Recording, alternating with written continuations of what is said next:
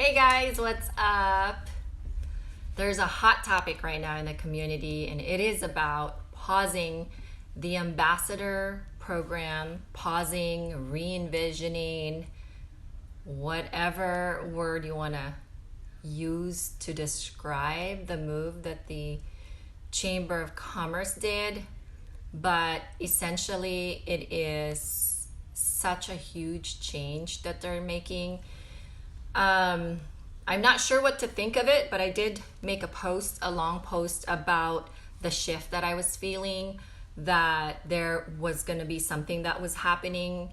And I'm always right when my gut feeling is telling me something, it's always right. And in June of 2019, after about 4 years of serving the Chamber of Commerce, I had turned in my resignation by email. And usually when you resign, the rest of the ambassadors that are still there will get an email letting them know that I have stepped down, etc., etc. That didn't happen. Everybody didn't know that I was no longer an ambassador, which was fine. Not a big deal for me. Like I don't really nickel and dime things, because I've learned that if you nickel and dime life will nickel and dime you back. So I don't really like nickel and dime a lot of things. So for me, that was such a small little thing that doesn't really affect me and how I feel about my decision. I was just happy that I kind of caught on the wind of the shift that looking back now, hindsight's 2020, right? For a lot of people. But looking back now, I realized that my gut feeling was right. There was going to be a shift in terms of how the chamber made their decision. And for me, I've always been an innovator. I've always been a disruptor. I always like change, because for me, change stretches you. But this was not really, in my opinion, a positive change that the chamber has made. I know they want to modernize it. I read the letter that they sent out to the ambassadors. They call it a pause. They're pausing the ambassador program and they're re-envisioning it.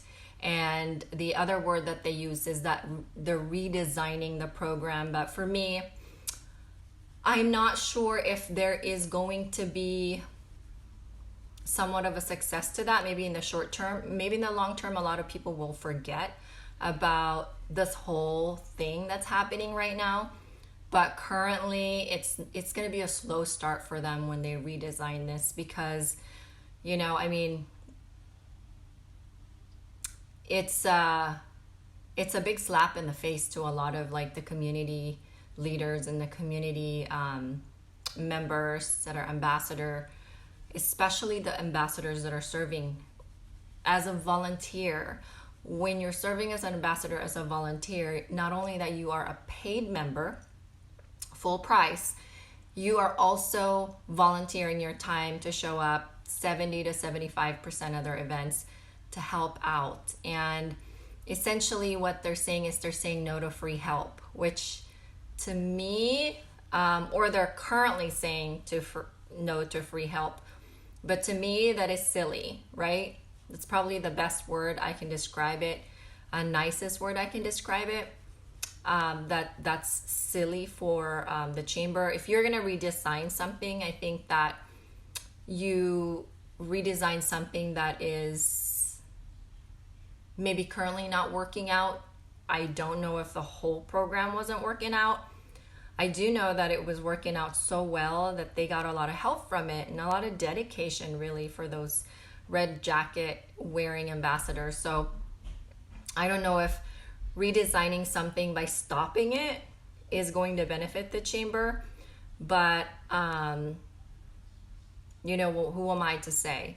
I'm not part of the board of directors, and this is the decision that as a group and as a collective the board of directors created. I know that maybe they feel like they haven't caught up in time or with time with a lot of the modernization and the millennials and the and all those lingos. But Vancouver is such a small community still, and it's such a community that thrive in no dog eat dog style. This is definitely like a dog eat dog style move. And Vancouver has always been known to have the camaraderie between people and have alliances between people. It's never been like this raw. This is pretty raw for Vancouver. And I guess with the growth that we're seeing in the area, and maybe we're embracing the Portland way, maybe that's what the chamber wants to happen, is that they want to be quick in their decision. They want to redesign maybe their logo and modernize everything, because Chamber of Commerce is kind of obsolete. But let me tell you, I'm all about online, I'm all about technology, I'm all about modernization, I'm all about a lot of things. But you also have to look at the audience that you have. And the audience, unfortunately, that the GVCC have, which is a Greater Vancouver Chamber of Commerce, are people that really thrive in a more of a community feel and a collective feel and a co-op feel. And I don't know if this community is ready for the dog eat dog mentality. And I definitely think this is a dog eat dog mentality in the way that the chamber handled this whole thing. But hey, Chamber of Commerce is a Chamber of Commerce. It's an obsolete organization that really haven't adapted to the whole, change and the shift in the world with modernizing. But it's also something that's obsolete, that is perfect for Vancouver. You have to look at the area where you're at, and it's definitely perfect for this area, the way that it was and the way that it operated. And the way that it's about to be operated, I don't know if this community is ready for it. I just wish them all the best. I wish the Chamber of Commerce all the best. And there's going to be a lot of my ambassador friends are probably no longer going to support the chamber. I can't speak for all of them, but I know that a lot of them are hurt, very much so, right now, and as they should, because this was, they've put in a lot, and it's not something that you expect when you should be valued. And I know there's some verbatim here that says that they value them, but at the end of the day, it's a divorce letter. It's a divorce letter that we're no longer going to continue the program, which essentially says we no longer need you at this time. And it never sits well, right? These kinds of letters, no matter how diplomatic they are, and no matter how maybe political they are in such a way that they're written, they never sit well. So for me, I'm glad I saw the shift and I made a move right away.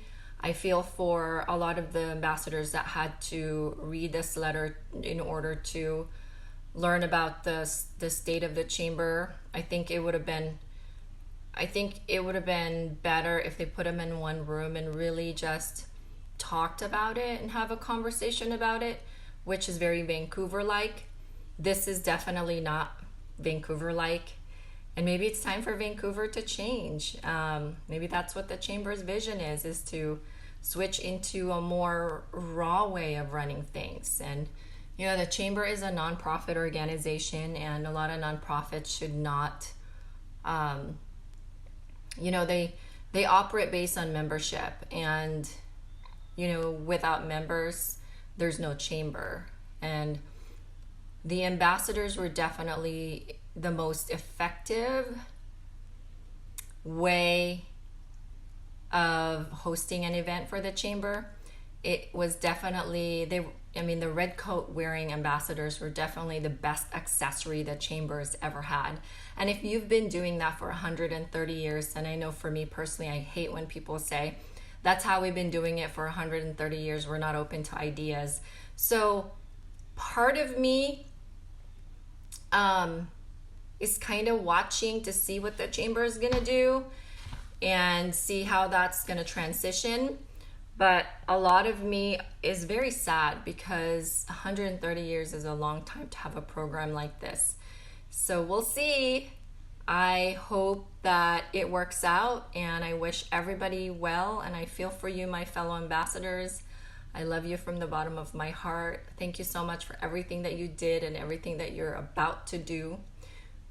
I definitely know that a lot of the community members are very appreciative of you, and I think that's all it really matters, if nothing else, because a lot of businesses loved it when the red jacket wearing ambassadors showed up into their ribbon cuttings, into their events, into whatever it is.